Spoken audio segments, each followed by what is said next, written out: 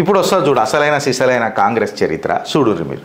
ఈమె పేరు మెగ్గీ అనుకుంటా కదా, మిల్లా మెగ్గీ.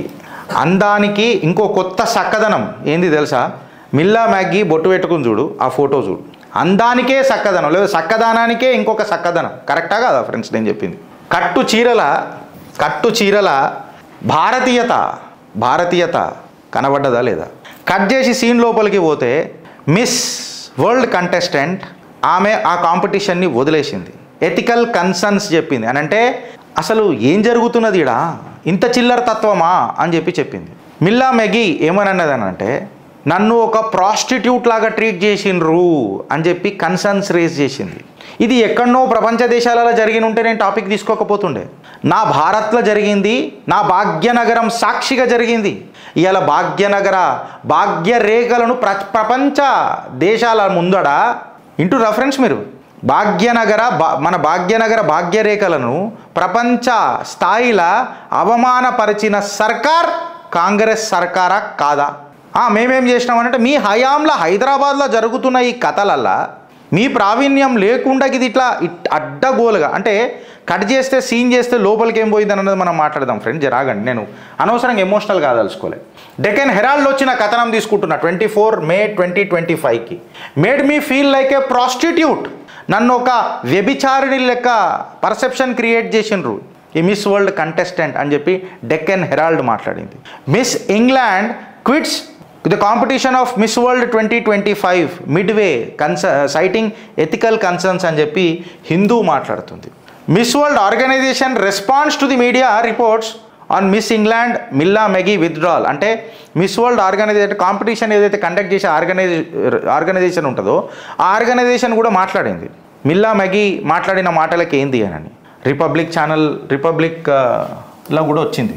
కట్ చేసి సీన్ లోపలికి పోతే ఏందని అంటే అసలు ఈ మిస్ వరల్డ్ కాంపిటీషన్ ఏంది, మిస్ వరల్డ్ ఎట్లయితారు అని చెప్పి మాట్లాడితే, మీరు మిస్ వరల్డ్ కావాలనంటే ఫ్రెండ్స్ మీ వయసు 17 సంవత్సరాల నుంచి 27 సంవత్సరాల వయసు ఉండాలి.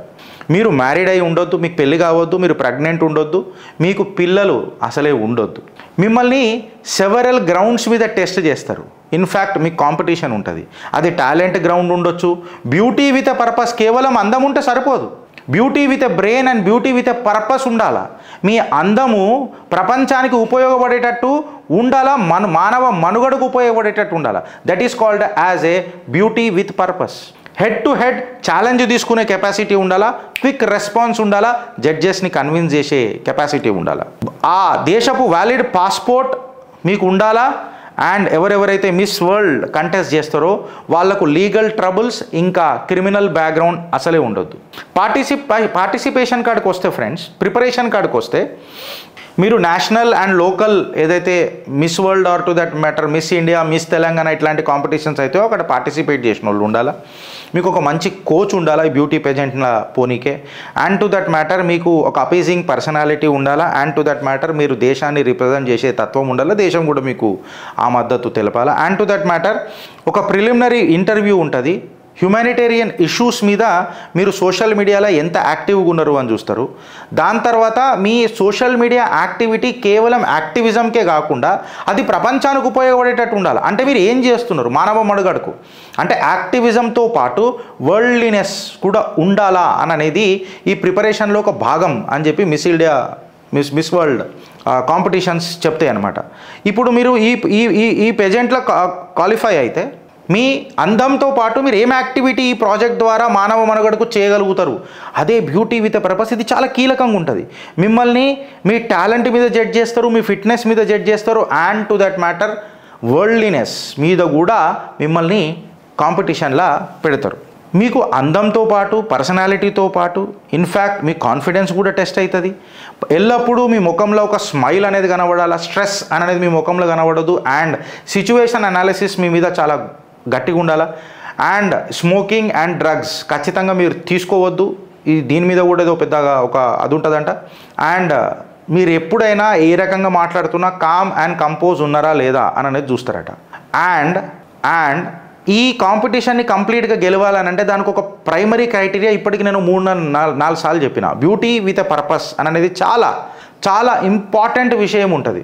మీరు సోషల్ మీడియాలో ఏది చేసినా అది ప్రపంచానికి ఒక పాజిటివ్ చేంజ్ దిశగా ఉండాలట. ఎప్పుడైతే మీరు హెడ్ టు హెడ్ కాంపిటీషన్ జరుగుతుంటుందో అప్పుడు మీరు ఆన్సర్స్ ఇస్తారో, మీరు ఆన్సర్స్ ఇస్తున్నప్పుడు మీరు క్విక్ ఉండాలా, అజైల్ ఉండాలా, and to that matter global లెవెల్లా, లోకల్ లెవెల్లా, హోమ్ ల్యాండ్లా ఎట్లాంటి సిచ్యువేషన్స్ ఉన్నాయి, ఆ సిచ్యువేషన్స్కి మన దగ్గర కౌంటర్ యాక్షన్స్ ఏమున్నాయి రియాక్టివ్ యాక్షన్స్ కంటే అనేది ఒక క్లారిటీ మీ మనసులో ఉండాలా. మన ఏదైతే ఫైనల్ రౌండ్ ఉంటుందో ఓవరాల్ పర్ఫార్మెన్స్ ఇవన్నీ చూసిన తర్వాతనే మిస్ వరల్డ్ బ్యూటీ పేజెంట్ ఏదైతే ఉందో అక్కడ గెలుస్తారు. అయితే ఈ కాంపిటీషన్ ఊకేనే టక్కుమని అయిపోదు ఫ్రెండ్స్. మీకు స్క్రీన్ షాటే పెడుతున్నా. ఫస్ట్ మీకు నేషనల్ పేజెంట్స్లలో మీరు కాంపిటీషన్ తీసుకొని ఉండాలా. ప్రిలిమినరీ కాంపిటీషన్స్లలో మీకు హెడ్ టు హెడ్ ఛాలెంజెస్ ఉంటాయి. ఇప్పటిదాకా చెప్పిన ఒకటి టాలెంట్ రౌండ్ ఉంటుంది, దాని తర్వాత బ్యూటీ విత్ పర్పస్ అని ఉంటుంది, స్పోర్ట్స్ ఛాలెంజ్ కూడా ఉంటుంది, ఎక్సెట్రా. మల్టీమీడియా ఛాలెంజ్ కూడా ఉంటుంది, మీ స్కిల్స్ చూపెట్టాలన్నట మల్టీమీడియాలో. దాని తర్వాత ఫాస్ట్ ట్రాక్ ఈవెంట్స్ ఉంటాయంట. ఈ ఫాస్ట్ ట్రాక్ ఈవెంట్స్లలో talent, beauty with purpose, semifinals దాకా పోతుందట. మళ్ళీ దాని తర్వాత కాంటినెంటల్ ఫార్మాట్ ఉంటుందంట. అంటే కంటెస్టెంట్స్ ఫ్రమ్ ఈచ్ కాంటినెంట్ ఎవరైతే Africa, Americans and Caribbean, Asia and Oceania ఉంటారో వీళ్ళందరూ టాప్ 40లకు తీసుకొస్తారట. మళ్ళీ దాని తర్వాత టాప్ 20 సెలెక్షన్ అవుతుందట. అందులో నుంచి టాప్ 4 ఫైనలిస్టులను చేస్తారట. తర్వాత ఫైనల్ గాలా ఈవెంట్ ఉంటుందంట. ఇది మిస్ వరల్డ్ కాంపిటీషన్ జరుగుతుంది. అయితే మళ్ళా గిరీష్ ఏంది ఈ లొల్లేంది, మిల్లా మెగి లొల్లేంది అని చెప్తే ఆట ఇక్కడ మొదలు కాలే, ఆట ఇక్కడికే మొదలైంది. ఏమైందని అంటే కాంట్రవర్సీస్ అనేది కాంగ్రెస్ సర్కార్ ఎప్పుడైతే మిస్ వరల్డ్ పెజెంట్ భాగ్యనగరంలో, హైదరాబాద్లో, నా తెలంగాణలో చేస్తానన్నదో ఆనాటి నుంచి కాంట్రవర్సీల కేంద్రంగా ఈ కాంపిటీషన్ జరిగింది ఫ్రెండ్స్. ఎట్లా అనంటే వెనకటికి ఒక పెద్ద లొల్లి జరిగింది. మన తెలంగాణ మహిళలతో ఈ అందగత్తెల కాళ్ళు గడిగిపిచ్చిండ్రు, ఐకానిక్ రామప్ప టెంపుల్లో ఇది జరిగింది, ఇది కరెక్టేనా, కాళ్ళు గడగాల్సిన అవసరం ఏమున్నది అని అన్న క్వశ్చన్ ఆ రోజు అందరు మదిలల్లా మోగిందా లేదా ఫ్రెండ్స్? మీ కమెంట్ రూపంలో చెప్పురు. ఇవాళ ఒక పర్సెప్షన్, ఒక అభిప్రాయం, ప్రాస్టిట్యూషన్ మిల్లా మెగి ఎందుకు మాట్లాడాల్సి వచ్చింది, ఈ పర్సెప్షన్ ఆఫ్ ప్రాస్టిట్యూషన్ ఎందుకు దిగజారాల్సి వచ్చింది, ఎందుకు మాట్లాడాల్సి వచ్చింది అని చెప్పి మాట్లాడితే ఇవాళ మాట్లాడాల్సి వచ్చింది ఏంది, ఆమె ఆల్రెడీ మాట్లాడేసింది. ఏదైతే మన యూకే పత్రిక ఏదైతే ఉంటుందో మన సన్ అనుకుంటా, ద సన్, ఆ సన్ అనే ఒక ఛానల్లో ఆమె మాట్లాడేసింది. ఇవాళ ఆమె మాట్లాడినందుకు హైదరాబాద్ ఇమేజ్ ఏదైతే ప్రపంచ స్థాయిలో ఉండనో గ్లోబల్ ఇమేజ్ ఆఫ్ హైదరాబాద్ దెబ్బతిన్నది. ఇది ఈ కాంగ్రెస్ సర్కార్కి అర్థమవుతుందా అని అంటున్నా. ఇది ఎంత పెద్ద ట్రాపా, లేకపోతే కావాల్సుకొని చేస్తుర్రా, లేకపోతే అనుభవం లేక ఈ సర్కార్ నడుస్తుందా? దీనికి సమాధానం ఎవరు చెప్తారు ఫ్రెండ్స్? నీకు అర్థమవుతుందా అని అడుగుతున్నాం ప్రజలకు. అనుభవం లేని ముఖ్యమంత్రి చేస్తున్న చాతలా, లేకపోతే ప్రభుత్వానికి కెపాసిటీ లేదా? ఈ ప్రశ్నలకు సమాధానం ఎవడు చెప్తాడు? ఇప్పుడు ఆమె మాట్లాడింది నిజమా అబద్ధమా పక్కకు పెడితే మళ్ళీ దర్యాప్తు ఎవడు చెప్తాడు? దానికి స్టేట్మెంట్లు ఇచ్చి ఖండించంగానే అయిపోదు కదా. ఆమె స్టేట్మెంట్ ఇచ్చేసింది, ప్రాస్టిట్యూషన్ అని చెప్పి మాట్లాడింది, గ్లోబల్ ఇమేజ్ ఆఫ్ హైదరాబాద్ దెబ్బతిన్నది. ఇది ఎక్కడనో అక్కడ మన గురించి మాట్లాడరా? తెలంగాణ సర్కార్ అంత అత్యుత్సాహంగా ప్రదర్శించిన ఈ ప్రక్రియ ప్రాస్టిట్యూషన్కి ఆగిపోయిందా అని చెప్పి అలా మాట్లాడరా? మిస్సింగ్ ల్యాండ్ 2024లో మిస్సింగ్ ల్యాండ్ టైటిల్ గెలిచిన Milla Magee ongoing Miss World 2025 పెజెంట్లో పార్టిసిపేట్ చేసి personal and ethical concerns and it look my perception is that they made me like a prostitute అని తను చెప్పిన డెసిషన్ ఏంది? ఆమె యూకేకి వెళ్ళిపోయింది. బ్రిటిష్ ఛానల్ సన్లో మాట్లాడుతూ మ్యాగీ ఏమన్నది అంటే డిసప్పాయింట్మెంట్ వ్యక్తం చేసింది, అసంతృప్తి వ్యక్తం చేసింది. That beauty with a purpose అని చెప్పేది అయితే మిస్ వరల్డ్ పెజెంట్ జరుగుతుంది కదా, ఆ బ్యూటీ విత్ ఎ పర్పస్కి ఇన్లైన్ లేదు ఈ కాంపిటీషన్ అని చెప్పి మిస్ వరల్డ్ కాంపిటీషన్ మీద కూడా దుమ్మెత్తి పోసింది తను. మిస్ వరల్డ్ ఏదైతే కాంపిటీషన్ ఆర్గనైజ్ చేస్తుందో ఈమె మాట్లాడిన మాటలను అన్నింటినీ ఖండించి చైర్మన్ స్థాయిలో నుంచి వచ్చి దీనికి రెస్పాన్స్ ఇచ్చి మాట్లాడినారు. అసలు మ్యాగీ ఏమన్నది అని అంటే నన్ను మిస్ వరల్డ్ ఆర్గనైజర్స్ ఎవరైతే ఉన్నారో వాళ్ళు నన్ను ఎక్స్ప్లాయిట్ చేస్తున్నారు అని ఇంత పెద్ద మాట మాట్లాడింది. ఎక్స్ప్లాయిట్, నేను అక్కడికి ఒక డిఫరెన్స్ క్రియేట్ చేద్దామని పోయినా, బ్యూటీ విత్ ఎ పర్పస్ అని చెప్పుకొని పోయినా, బట్ మమ్మల్ని ఒక పర్ఫార్మింగ్ మంకీస్ లెక్క తయారు చేసిండ్రు అని అంటది. అంటే ఒక ఆట కోతిల లెక్క చేసిండ్రు మమ్మల్ని, ఎక్కడ పడితే అక్కడ మాతోని అడ్డమైన చాతలు చేయనికి ప్రయత్నం చేస్తున్నారు అని చెప్పింది. ఆమె సన్ ఛానల్లో మాట్లాడుతున్నప్పుడు సన్ ఛానల్లో వచ్చిన కథనం ఏందనంటే, నన్ను ఒక వ్యభిచారిణి లెక్క ట్రీట్ చేసిర్రు, నన్ను ఒక ఎంటర్టైనర్ లెక్క ట్రీట్ చేసిర్రు. I'm not a entertainer here, I came here to compete the miss world pheasant. నేను అందాల పోటీలకు వచ్చిన అంతే తప్ప నేను ఒక ఎంటర్టైనర్ కాదు. I'm not an artist. నాకు ఒక వ్యభిచారిణి లెక్క ప్రయత్నం చేసినారు. నన్ను ఎవరైతే స్పాన్సర్స్ ఉంటారో, వెల్తీ మేల్ స్పాన్సర్స్, పురుషుల స్పాన్సర్స్ ఉంటారో, బాగా ఆర్థిక ధనబలంతో బలుపెక్కిన మేల్ స్పాన్సర్స్ ఎవరైతే ఉంటారో వాళ్ళ ముంగట మమ్మల్ని పరేడ్ ఉక్కుకే చేస్తున్నారు అని చెప్పి గంభీరమైన ఆరోపణ చేసింది మిల్లా మగి. ప్రతి 6 గెస్ట్ల కంట, అంటే 6 మంది అతిథుల గ్రూప్ ఏదన్నా ఉంటే అక్కడ 2 మహిళలను, అంటే 2 అందాల భామలను పెట్టిరట ఆ టేబుల్ల దగ్గర. ఆమె చెప్తున్నది సన్ మ్యాగజైన్లో. ప్రతి 6 గెస్ట్లకు 2 అమ్మాయిలను పెట్టిరట.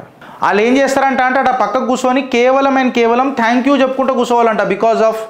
జస్ట్ బికాజ్ వాళ్ళకి ఏదో పైసలు దొరుకుతాయి, స్పాన్సర్స్ దొరుకుతాయి అనండి. ఇది ఆమన్నమాట. ఇది నేను నమ్మలేకపోతున్నా అని చెప్పి మ్యాగీ చెప్పింది. మిస్ వరల్డ్ ఏదైతే ఉంటుందో దానికి వాల్యూస్ ఉంటాయి. పబ్లిక్ని ఎంటర్టైన్ చేయడానికి కాంపిటీషన్ చేయరు అది. బట్ నాకు ఒక ప్రాస్టిట్యూట్ లాగా ఫీలింగ్ వచ్చేసింది అని చెప్పి బాధపడుకుంటూ భావోద్వేగమై మ్యాగీ చెప్పింది. ఇది ఫ్యూచర్గా ఈ అందాల పోటీలు అనేవి ఎట్లా ఇన్స్పైర్ చేస్తాయి యంగ్ పీపుల్ని అని చెప్పి ఒక క్వశ్చన్ మార్క్ రేజ్ చేసింది. ఇంకా కొన్ని దశాబ్దాల వారీగా నేను ఈ సిచ్యువేషన్లో ఉండలేను, ఉండకూడా, ఇంకొక 1,000,000 ఇయర్స్లో కూడా నేను ఈ సిచ్యువేషన్లోకి అడుగు పెట్టలేను అని చెప్పి భావోద్వేగమై మాట్లాడింది. ఆమె మాట్లాడుకుంటే ఏమన్నదంటే, కొంతమంది మిస్ వరల్డ్ కాంపిటీషన్ చేసే ఆర్గనైజర్స్ వచ్చి వీళ్ళని రెప్రిమాండ్ కూడా చేసిరట. ఏంటిది, మీరు జరా మంచిగా ఉండాలా, మీరు బోరింగ్ చేస్తున్నారు యాక్టివిటీని, కొంచెం చిల్ గన్రీ, చీరప్ గన్రీ, గెస్ట్లని అంటూ దట్ మ్యాటర్ బలిపెక్కిన బలిసిపోయిన ధనికులు ఎవరైతే మేల్ స్పాన్సర్స్ ఉన్నారో వాళ్లకు మీరు జరా ఎంటర్టైన్ చేయండి అని చెప్పి మాట్లాడారట. హవెవర్ మ్యాగీ అలిగేషన్స్ ఏవైతే ఉన్నాయో Miss World organization CEO and chairperson office ఏదైతే ఉందో తిప్పికొట్టింది. మిల్లా మ్యాగీ తనకు కాంపిటీషన్ వదిలిపెట్టి పోవాలన్న ఆలోచన బికాస్ వాళ్ళ ఫ్యామిలీ మెంబర్స్లలో ఎవరికో హెల్త్ పాడైంది, అందుకనే ఆమె వెళ్ళిపోతానన్నది. చైర్మన్స్ ఆఫీస్ ఏదైతుందో దానికి ఆమె యొక్క రిక్వెస్ట్కి సానుకూలంగా స్పందించింది.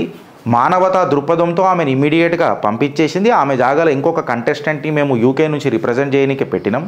మిల్లా మ్యాగీ పోయి ఇట్లాంటి మాట్లాడడం అనేది చాలా దురదృష్టకరం. Miss world competition and to that matter ఇది ఏదైతే ఉన్నదో, ఈ కాంపిటీషన్ ఏదైతే ఉన్నదో ఇది కమిట్మెంట్, ప్రపంచానికి ఇది ఒక కమిట్మెంట్. దేనికి కమిట్మెంట్ అంటే సచ్చాయికి, అంటే సత్యానికి కమిట్మెంట్ అంట, డిగ్నిటీకి కమిట్మెంట్ అంట, వాల్యూస్ ఏవైతే ఉన్నాయో బ్యూటీ విత్ పర్పస్ అని చెప్పి వాటన్నిటికీ ఇది ఒక కమిట్మెంట్ అంట అని చెప్పి చెప్పింది. మిస్ వరల్డ్ పెజెంట్ కంటిన్యూ అవుతుంది. 180 దేశాల నుంచి నెక్స్ట్ సాటర్డే కాంపిటీషన్ కూడా మొదలవుతుంది. మళ్ళీ ఇప్పుడు మిస్ వరల్డ్ కాంపిటీషన్ చేస్తున్న ఈ organizers or to that matter chairman's office ఏదైతే మాట్లాడిందో తిప్పికొట్టిందో ఇది కరెక్టా, లేక మిల్లా మ్యాగీ సన్ ఛానల్లో చెప్పింది కరెక్టా? ప్రతి 6 గెస్ట్లకు 2 మహిళలను పెట్టి థ్యాంక్ యూ అనిపించడం కరెక్టా, లేకపోతే ధనికుల ముంగట మేల్ స్పాన్సర్స్ ఎవరైతే ఉంటారో వాళ్ళ ముంగట పరేడ్ చేయించుడు కరెక్టా? What is the meaning of beauty with purpose నేను అడుగుతున్నా. అండ్ నా లాస్ట్ క్వశ్చన్ ఏందనంటే, అది ఏ పక్షమని ఉండని, అధికార పక్షం ఉండని, ప్రతిపక్షం ఉండని, ఆర్ టు దట్ మ్యాటర్ కళ్ళు కనబడని అంధకార పక్షం ఉండని, ఈ పక్షాలను నేను అడుగుతున్నా. ఇది కేవలం రాజకీయం కాదు. ఇది భాగ్యనగర భాగ్యరేఖలు అవమానపడుతున్న సమస్య, అవమానపడుతున్న సందర్భం. ఆ సందర్భంలో సమస్యను మీరు పసిగడుతున్నారా లేదా? గ్లోబల్ ఇమేజ్లో హైదరాబాద్ దెబ్బతింటుంటే మళ్ళీ మహిళామూర్తులు ఎడిపోయినరబ్బా, పాట పాడితే రేషం వస్తుంది కదా మహిళామూర్తులకు, వాళ్ళందరూ ఎడపోయినరు, గుడ్డి గుర్రాల పనులు దొమ్ముతున్నారా?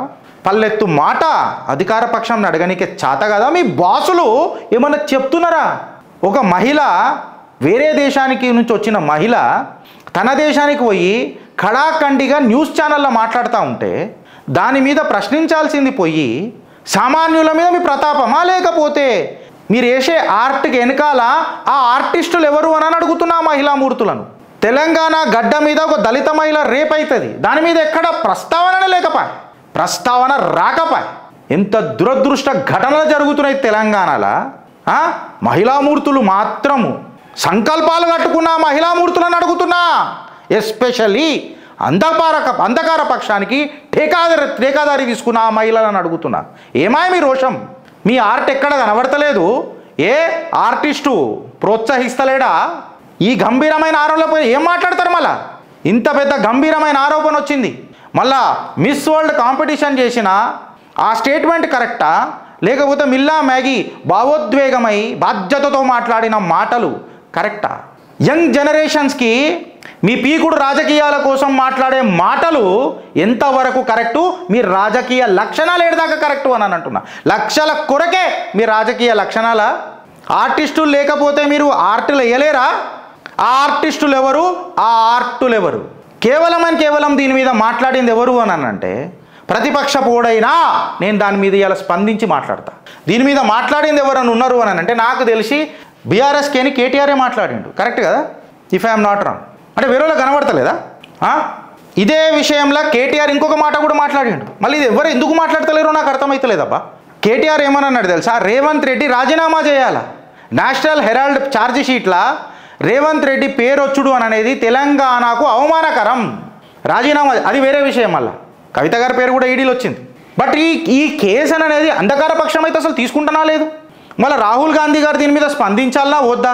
కేటీఆర్ గారు అన్న మాట కరెక్టే కదా. ఇలా నేను ఎవరికి వత్తాసు పలుకుతలేను. నేను సత్యానికి వత్తాసు పలుకుతున్నా, ధర్మానికి వత్తాసు పలుకుతున్నా. సత్యం అనేది ఎల్లప్పుడూ ఒకటే ఉంటుంది. నిన్న ఒక పెద్ద మనిషి నాకు ఫోన్ చేసి మాట్లాడాడు, గిరీష్ సత్యం ఎప్పుడు సత్యమే, ధర్మం ఎప్పుడు ధర్మమే. సత్యాన్ని ఇంటర్ప్రిట్ చేస్తారు వీళ్ళు. ఆయన అన్నది కరెక్ట్. నేను ఆయనతో ఒక పోడ్కాస్ట్ కూడా చేస్తాను ఫ్రెండ్స్. నిజంగా ఆయన మాట్లాడుతుంటే కొంచెం ఒక డిఫరెంట్ వైబ్లకు తీసుకుపోయింది నన్ను. నేను కారులో వస్తున్నప్పుడు నాతో మాట్లాడింది ఆయన. మళ్ళీ ఇలా ఏంది కరెక్ట్ అని అనేది ఇలా మనం మాట్లాడాలి. ఈ కాంట్రిబ్యూషన్లు డెక్కన్ హెరాల్డ్లో జరిగిన కాంట్రిబ్యూషన్స్ ఏవైతే ఉన్నాయో మళ్ళీ ఇదే ఆ ఎలక్టరల్ బాండ్స్లో మాత్రం గాయ గత్తర చేసింది కాంగ్రెస్. ఇక్కడ ఉన్న రేవంత్ రెడ్డి సర్కారు, రేవంత్ రెడ్డి గారు కూడా. మళ్ళీ యూపీఏ సర్కార్లో ఉన్నప్పుడు ఏంది కథ అని అనేది ఒకసారి మీరు ఆలోచించిర్రా? ఈ పైసలు ఎందుకు ఇచ్చిర్రు అని అనేది ఒక క్వశ్చన్ వేసిర్రా?